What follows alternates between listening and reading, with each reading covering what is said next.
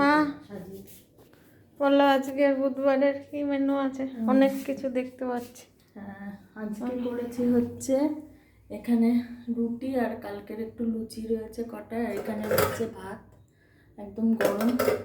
এখানে করেছি হচ্ছে আর মাছ দিয়ে একদম ঝাল করেছি, একটু জিরে আর আদা বাটা দিয়ে। এখানে আলু পটল একদম শুকনো শুকনো করেছি নিরামিষ।